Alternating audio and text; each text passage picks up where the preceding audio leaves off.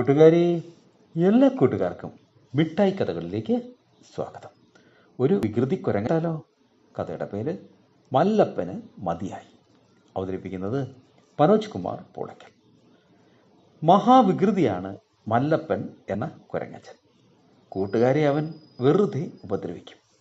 ഒരു ദിവസം കോമൻ കഴുത ഒരു മരച്ചുവട്ടിൽ കിടന്ന് ഉറങ്ങുകയായിരുന്നു. മല്ലപ്പൻ വന്ന് കോമൻ്റെ വാലിൽ പിടിച്ച് ഒറ്റ വഴി. അയ്യയ്യോ! ഞെട്ടി എണീറ്റ പാവം കോമൻ കരഞ്ഞുപോയി. അത് കണ്ട് മല്ലപ്പൻ ചിരിയും തുടങ്ങി.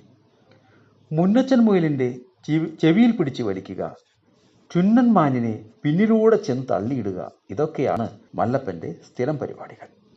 അങ്ങനെയിരിക്കെ ഒരു ദിവസം മല്ലപ്പൻ നോക്കുമ്പോൾ മപ്പൻ ഹിപ്പോ ഒരിടത്ത് കിടക്കുന്നു. മല്ലപ്പൻ ഓടി വന്ന് മപ്പൻ്റെ മുതുകത്തേക്ക് ചാടിക്കയറി. മപ്പൻ ഹിപ്പോച്ചൻ ഉടനെ എന്തു ചെയ്തു? ചാടി എണീറ്റ് ഒറ്റയോട്ടം. മുകളിലിരുന്ന മല്ലപ്പൻ ആകെ വീണുപോയി. താഴെ ഇറങ്ങാൻ പറ്റാതെ അവൻ മപ്പൻ്റെ മുതുകത്ത് മുറുകെ പിടിച്ചിരുന്നു. മപ്പൻ ഓടി വന്ന് ഒരു കുളത്തിൽ ചാടി. അതോടെ മല്ലപ്പനും മുങ്ങാൻ തുടങ്ങി. അയ്യയ്യോ! കരയ്ക്ക് കയറ്റണേ, ഹീ ഹീ. മല്ലപ്പൻ പേടിച്ച് കരച്ചിലായി. ഇതെല്ലാം കണ്ട് കൂട്ടുകാർ ഓടിയെത്തി. അവരെല്ലാം ചിരിച്ചു. അപ്പോഴാണ് മല്ലപ്പന് തോന്നിയത്, ഇനി ഞാൻ ആരെയും ഉപദ്രവിക്കില്ല. ഒടുവിൽ മപ്പൻ ഹിപ്പോ അവനെ കരയിലെത്തിച്ചു.